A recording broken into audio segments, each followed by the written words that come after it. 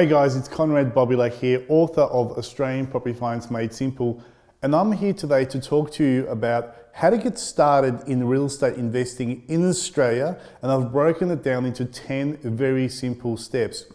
Now, a couple of things about this video. This video is only relevant for real estate investing in Australia. It has no relevance if you're in the US, in the UK, or any other part of the world. Just turn this YouTube video off, watch another YouTube video by someone else. If you are in Australia and if you are just starting out in real estate investing, I want to share with you some insights that took me over 20 years to appreciate and accumulate, and I've been investing now for a long time, and I want to make the job of getting started for you very simple, and I want to make it almost like baking a cake recipe, step by step by step. So let's get started. Before we do, why should you listen to me in the first place? And this is the most important thing that I can share with you. You know, I've done a lot of courses. I'm a real estate agent. I'm a mortgage broker. I had a very successful mortgage broking company. I've worked in the banking system as a premium banker. I worked as a financier. But you know what? Deep down, none of that stuff really matters. What really matters is that I'm a successful property investor and I've got a multi-million-dollar property portfolio. And that's why when you're getting advice from people, always ask yourself the question, why is it that they're sharing the information with me? What's the vested interest that they have? And the most important thing is, are they qualified to give me the advice? Because the reality is most financial planners and accountants and so-called property experts are broke. They're not actually real estate millionaires. When I say broke, that's a bit harsh. I'm sure they've got a house and they've got a comfortable lifestyle, but they're not multi-millionaire property investors. So the most important thing that I've learned over the last 20 years of real estate investing is I only get advice from people that have achieved exactly what I want to achieve. If they haven't achieved what I want to achieve, I couldn't care less what letters they have after their name or courses they've done. You know, to me, it's completely irrelevant, okay? Now, if you use that principle in your life, especially when you're setting up your team of property experts and specialists around you, you're going to do well. You know, this will save you a lot of time and years of frustration. By the way, if you are interested in learning about finance, which is probably the most important part of your journey into property investing, get a copy of my book, Australian Property Finance Made Simple, which you can get online. Most bookshops carry it. Also, you can jump onto bookonfinance.com.au, or you can get on eBay probably for $10 by now. Anyway, also what I'm going to do is to make your journey really cool and to save you years and years of learning, I want to give you at the end of this very short video access to a free home study online which contains 10 hours of content valued at $497, absolutely free. All you got to do is watch the whole video to the very end and there'll be a link for you to jump on and get the video. You can just watch it at any time you like. So let's get started. There's 4 critical parts of building a large property portfolio. Okay, before we get to the 10 steps, this is something that I just want you to appreciate in the background. The first thing is you've got to have the right psychology. 80% of your success will come down to your mindset and psychology. The difference between the rich and the poor when it comes to investing is the rich understand that they cannot save themselves to wealth. They've got to leverage themselves to wealth, i.e. using other people's money to buy growth assets. And they also distinguish between good debts and bad debts. And this is what the middle class and the lower class don't appreciate, is that they kind of deem all debts as bad. And there are bad debts, you know, your car loan, for example, or holiday loans or personal credit cards. The wealthy understand that if you keep accumulating assets using good debts, which is debts that are used to buy something that goes up in value, like real estate, commercial real estate, residential real estate, you're going to become wealthy. So the psychology is very different, and this is the hardest thing for you to really learn, is how to get the right mindset, how to get the right psychology. The second thing is you've got to develop a plan, and you've got to develop a system. And a lot of YouTube videos that I've done in the past actually go through this. So if you just go to my YouTube channel, there's a number of videos just on how to develop your own plan. Also, if you watch the home study at the end of this very video, you're going to learn how to develop your own personalized plan. And the reality is that everyone listening to this video right now will have a completely different plan. You're going to have a different risk profile. You're going to have a different amount of equity available, a different amount of time available, and you're going to have a different amount of financial awareness available to you, i.e. how comfortable you are with crunching numbers and doing feasibility studies on properties. The third thing is you've got to develop a team of experts around you. So you've got to develop a team of people that will help you to get from A to B. Remember, there's no such thing as a self-made millionaire. Behind every self-made millionaire, there's a whole group of experts that they've used and they've leveraged of their expertise in order to get to the next level. And here I'm talking, of course, about your mortgage broker, your banker, your accountant, your financial planner, right down to property management, quantity surveying, all those things you need to be aware of, which I'm going to cover in a second. Number 4 is you've got to have the right property selection methodology. At the end of the day, if you buy properties in the Gold Coast or Docklands or South Bank or Melton in Melbourne, you're going to lose money, and that's virtually guaranteed. So you've got to be right. You've got to have the right system and methodology of choosing growth assets and the ability to identify areas that will go up in value versus areas that will actually go back in value. And the reality is, a lot of people think out there, you can't lose money in real estate. You can absolutely lose money in real estate. Out of the 316 suburbs in Melbourne, there's only about 45 suburbs worth investing in. There's a lot of suburbs in Melbourne that actually perform below inflation every single year. It's a big misconception that you can't go wrong with real estate in Australia. You can absolutely lose money. And I see it all day long as a real estate agent. I see people buying properties, holding them for 3 to 5 years, selling real estate, and after they pay agents' fees, stamp duty, capital gain tax, they've actually made a loss without even realizing it. Well, most of them realize it when it actually happens, right? So it's an unfortunate thing. So really what you need to do is you've got to have the following things working in the synchronized manner. You've got to have the right psychology. You've got to have the right plan. You've got to have the right team of experts, and you've got to have the right property selection methodology. Now, let me just show you what will happen if one of these things isn't working properly, okay? So let's say you've got really bad psychology, okay? You've got scarcity mentality, you've got fear of debt, you always think the market's gonna crash, and you're waiting to time the market perfectly so you can get at the very bottom and make money, okay?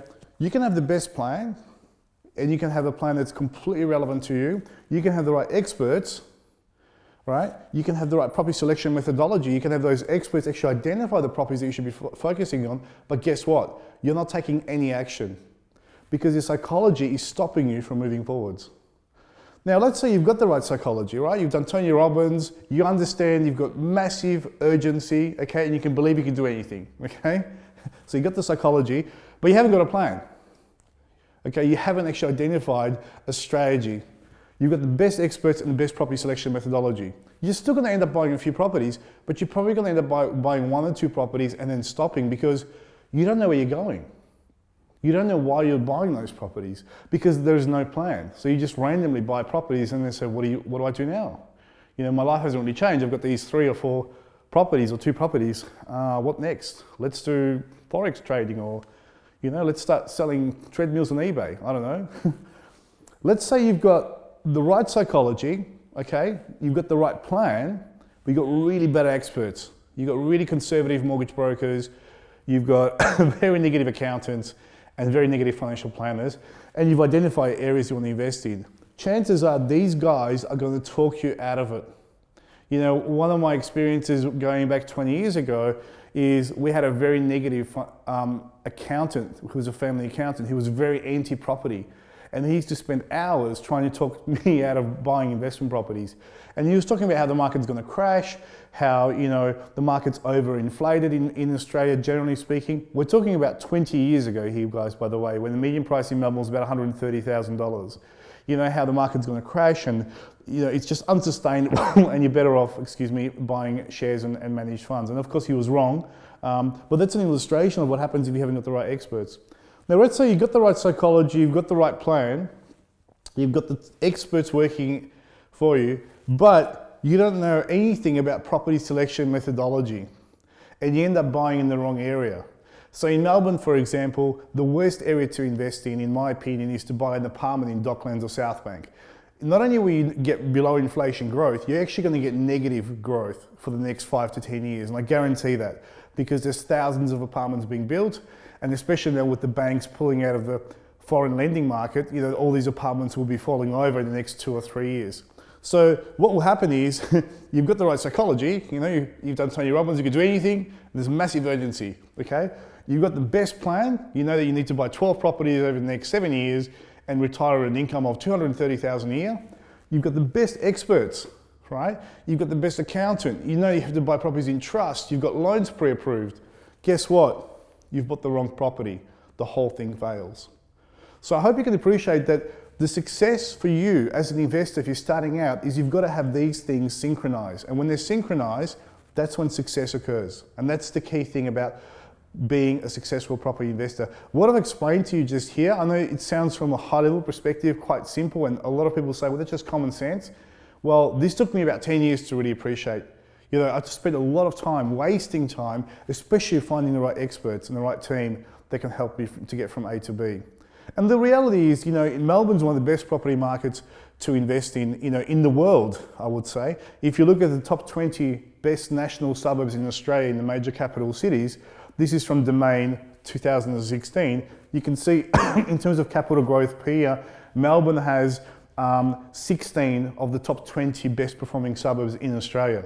You know, suburbs that have performed 11, 12%, you know, 10% consistently per year. Now, don't forget, for example, with Mount Albert, you know, 11.8% growth, you know, for the last 10 years is only the median price. There are obviously properties in these suburbs that have outperformed the general median price as well. So the key thing is, if you're starting out investing in real estate, I would recommend that you look at Melbourne, if you're in Australia, as probably the best market to get started in. But then you've got to identify the best suburbs to invest in. And more importantly, you've got to identify which properties work in these suburbs. Because the reality is, not every property works in every suburb. And this is where people can get the suburb right, but they actually buy the wrong type of property. They're either overcapitalized, undercapitalized, they buy the wrong type of property, and the demographic or the people that are in the suburb that when the rent properties won't meet you with the rental. And that's where you won't get the capital growth. So let's go through, as I said at the beginning, a very simple 10 easy step-by-step process of securing and selecting your first investment property. Like, what do you do at the beginning? Like, Konrad, where do I get started? Okay, number one is you've got to obtain a financial pre-approval from a mortgage broker or a bank. Very simple. I recommend mortgage brokers. In fact, in my book, there are actually, as a chapter there, of 18 questions you need to ask your mortgage broker in order to pre-qualify them, to work out whether they should be part of your team or not. Why do I like mortgage brokers over banks? Because if you go to NAB, for example, they can only talk about NAB loans. And NAB might have, you know, 60, 70 loans they can talk about. If you go to a mortgage broker, some of them have access to over 2,500 different loans, over 30 to 80 lenders, depending who they aggregate with. So definitely the first thing to do is sit down with someone and work out, how much can I borrow? And if you can't borrow, okay, if you can't get your maximum borrowing capacity there and then because of either you haven't done your tax returns or you haven't got enough deposit money, the most important thing to do is find out, what do I need to do in order to get market ready? Your number one, the most important thing as an investor starting out in real estate is to get market ready. Market ready means you know exactly how much you can borrow, you know exactly what deposit you can put down, and you know exactly what structure to buy the property in. So once you get a pre-approval, and let's say your pre-approval comes back and say, hey, you can buy a townhouse or a property worth $600,000, okay, and you've got a $60,000 deposit. The next step is to go to speak to a property consultant, a real estate agent, or someone like myself who specializes in sourcing properties in Melbourne for investors. And then you've got to find a really good property to match your maximum borrowing capacity. Now, as a word of advice, I wouldn't exceed my maximum borrowing capacity. If you can borrow 600, buy a property for 600 or less. Don't go over, okay? You want to make sure you'll be able to settle the property on settlement day. Number three, once you sign the contract of sale, and in Victoria, we're very fortunate here because when you sign the contract of sale on the property, you can choose to put after your name and or nominees. And then you can nominate an alternative structure or an entity to settle the property in. So you've got plenty of time to think about whether you should be buying the property in a trust, your personal name, or whatever. So once you select the property, you go to an accountant and say, look, I'm buying this property, this is how much it costs, this is the rental I'll be getting, and this is the depreciation on the property that I'll be most likely getting. What structure should I be buying the property in? Because remember, most successful property investors out there do not buy investment properties in their own names. They buy properties in corporate trustees and trusts. after getting independent advice from their accountant, financial planner. Number 4, you've got to engage a solicitor or a conveyancer to review your contract of sale before you sign the contract of sale. Actually, she's a bit too sexy for a solicitor. I should change that image actually next time I do this video, because my solicitor doesn't look anything like that. But anyway, beyond that, before you sign the contract of sale, you've got to get a solicitor, an independent solicitor, to review the contract of sale to make sure that the contract of sale is rebalanced and in your favor, not in the favor of the vendor or the developer. And that's a very important thing. You'll be amazed how many times you go to a solicitor and they'll say, look, these are the following things we recommend that you modify in the contract of sale. So make sure you do get a good property solicitor or a conveyancer. And in my home study that you'll get access to at the end of this video, I'll show you some of the companies that I use in Melbourne personally and some of the legal firms that I personally use that you can access as well. Number 6 is you've got to engage the services of a good property manager. Never ever manage the property yourself, okay? Pay the 7% plus GST. These guys are professional. You don't want to get involved in the lives of your tenants. They're lovely people. You just don't want to be part of their lives, okay? Because otherwise they'll be calling you up on your mobile phone every week to fix stuff and do things, okay? So you've got to think of it as a business. You've got to have, you're paying a professional to look after your property. Everything has to be done with the least amount of involvement from your end. You want to make this whole thing passive, especially if you are wanting to build a substantial property portfolio. Otherwise, after your second or third property, you're going to be getting so many phone calls per week to do stuff for your property tenants, you're going to be over it, the whole thing. So just pay the 7% plus GST, get a really good property manager. Now, your property manager will not allow you to get a tenant unless you have landlord's insurance in place. Landlord insurance covers you for malicious damage. It covers you for a lot of things that can happen during the tenancy of your property. Make sure you have landlord insurance in place. The company that I recommend to use is Aon, and it's probably the cheapest in Australia. It's around $275 per property. I've used others like RACV, Allianz. I've paid over $1,000 a year, and you know what? Aon is probably better value for money.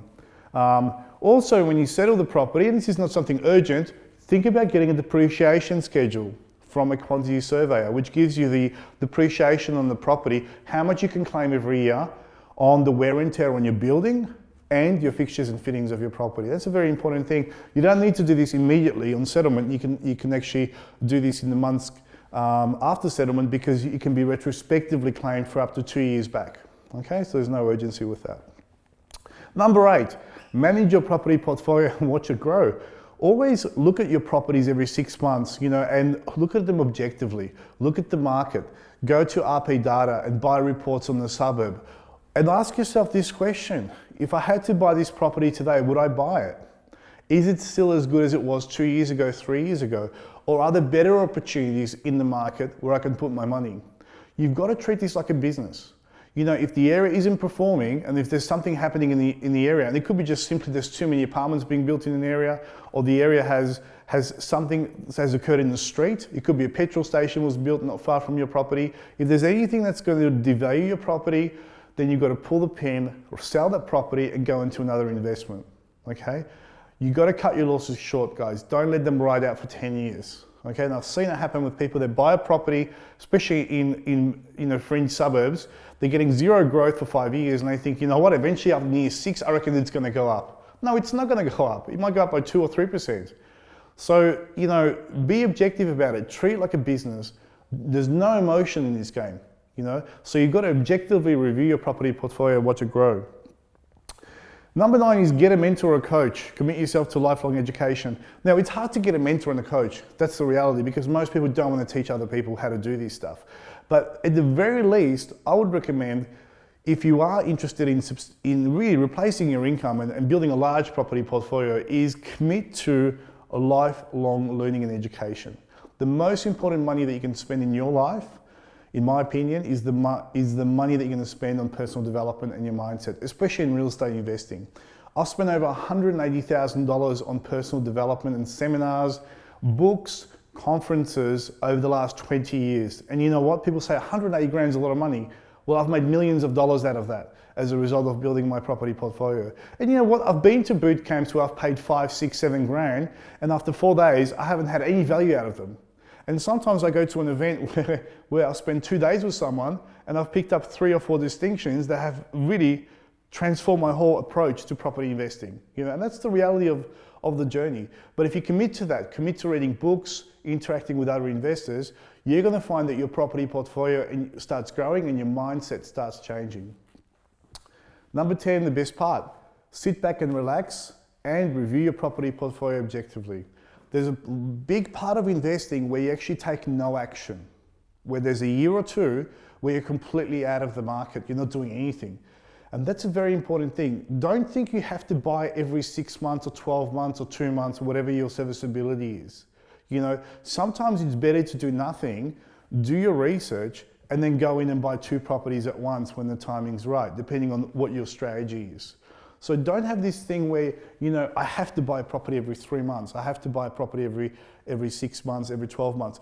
I've got clients that I'm working with where they've purchased 6 properties in the first 12 months. And that was a huge amount of paperwork. And literally they were in my office, it seems like every single week for 12 months. And that was a huge undertaking, but they had a very big sense of urgency. They were close to retiring. They had very high incomes, and they knew they had only 3 to 5 years left of working before the company was going to make them redundant. So they had to really seize the moment. But that's not for everyone. Not everyone needs to be ultra active every single day, every single week. So a lot of times in my investing, there's been a year or two where I haven't bought any properties. And I've just spent that time reading, educating myself, revaluating properties, setting up my lines of credit, but without actually buying any properties. So there is a lot of time where you're going to be sitting back and doing nothing. And that's the thing about property investing is there's months and years of passive, absolutely doing nothing, okay? So if you're interested in learning more, I'm running a bunch of workshops in Melbourne, and I run only a handful of these every single year here in the office in Alma Road in St Kilda. And it's very street limited seating because there's only 40 seats available, mainly because we have a seminar room inside our office that has the capability of around 45 seats.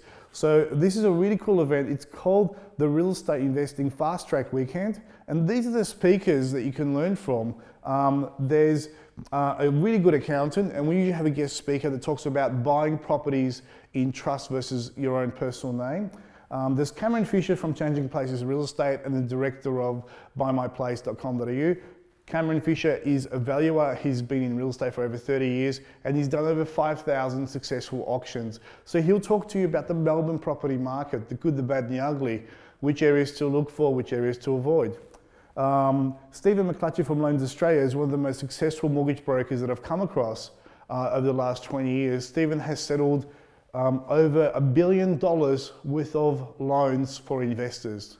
Now have a think about that figure for a second. $1 billion is 1,000 million. That's a lot of properties that he settled for investors. And of course myself, author of Australian Property Finance Made Simple and director of Investors Prime Real Estate, I'll be taking most of the 2 days and talking about how I've managed to grow my large property portfolio and how others are doing the same thing that I've done, following the same system. So if you're interested in attending a live 2-day event, all you got to do is jump onto this website here, Real Estate Fast Track, and register yourself for the up and coming event. We do run it here in our head office in the Gainsborough building, which is located 8 to 12 Alma Road, St Kilda, and it's a full-on 2-day event. Day one is really cool because day one, all I do is classroom environment, and I spend about 6 hours just purely on finance. So the whole day is practically finance and structuring. Day two is really cool because day two, we take you out of the classroom environment, put you on the bus, and we go through Melbourne and we actually do a lot of live commentary about areas to invest in, areas to watch out for, up and coming areas, areas that are at the peak of their price point. And more importantly, we talk about not only the good areas, because a lot of people know which areas are good in Melbourne, which properties to really target in those areas and which properties to avoid if you want to get the highest possible capital growth potential and the highest rental yield. So it's a full-on 2-day educational event. The cool thing about this event, guys, is there is nothing for you to buy at the event and there's nothing for you to sign. So you can leave your credit cards at home, unless you want some food, of course. But this is not an event where you can actually buy any property. This is purely an educational event. And that's why we only run a handful of these per year, so you can check the dates by going to that website. Also, if you like finance, if you're interested, get a copy of my book as well. Now, here's the bonus that I mentioned at the very beginning of this video. Okay, and this is really cool, and people say, you're crazy for giving away this much value for absolutely for free. But what the hell, it's my stuff, I created, I can do whatever I want. If I want to give stuff away for free, no one's going to stop me. Okay, so this is an amazing real estate investing fast track home weekend home study on DVD. It's actually online now, and you can just watch it from home at your leisure. And this is an event that we ran a couple of years back, but I would say 80 to 90% of it is still current. Yes, some of the data has changed based on where we are in the property cycle in Australia and Melbourne, but majority of the education is as current, today as it was 2 years ago. Here's some of the things that you're going to discover by watching this home study. You discover advanced property investing strategies and learn specific real estate finance and due diligence methodology that will give you the confidence and skills to start building your property portfolio as soon as you leave the event or as soon as you watch the event. You're also going to we're talking about understanding property cycles state by state, and more importantly, where to get that data. Like, how do you know where we are in the property clock right now? And also, you're going to learn how to identify with laser-like precision hotspots in Melbourne in 2016 and beyond. How to identify the exact type of properties, so house and land, townhouses, apartments in specific areas, and why certain apartments and townhouses don't work in some areas and vice versa. And also, I'm going to show you how you can slash tens of thousands of dollars off your current mortgage by restructuring your mortgage, and rather than spending 25 or 30 years paying off your home loan, I'm going to show you how to do that in 7 to 15 years, depending on your balance of your mortgage, of course, without making any additional repayments. This is just restructuring your whole finance. This by itself will save you tens of thousands of dollars of unnecessary interest that you otherwise would have paid to the banks. I'm also going to show you how to structure your first property, investment property correctly. And this is really a key fundamental thing for most property investors. Most property investors get this wrong. They buy their first property in their own name. I'm going to show you a method of working out whether you should be buying your first property in your own name or whether you should be buying it in a trust. I'm also going to show you a formula the banks use to work out your serviceability called debt serviceability ratio. Also, 18 ways to supercharge your borrowing capacity. This took me about 10 years to understand. So these are the nuggets that I've picked up from the banking sector and running my own mortgage broking company. The 19 critical questions to ask your mortgage broker and work out whether they are the best in the industry. And also things like 12 most common deadly property finance mistakes that stops people from borrowing money, and how to balance your property portfolio between cash flow positive and cash flow negative properties, and much, much more. I could go on and on. It's just better for you guys to jump on and check it out for yourself. This is what it looks like on the actual page, and it's as simple as just clicking on the video and watching it and downloading the 265-page manual, which has all the PowerPoints for this particular home study, and it's yours absolutely free, and you can gain access to that right now, and by simply going to this particular link, and if you scroll below this video right now, there'll be a link there for you to access this home study right now. It's 10 hours of video and 265-page manual, absolutely free. You can access this right now. There's no strings attached, there's no cost, there's no upsell at all, okay? It's all self-contained, pure education. So how's that? You guys happy if you stayed this long watching this video? I hope you have. So thank you very much from my end. This is Konrad Bobilak, and I'll see you on the inside.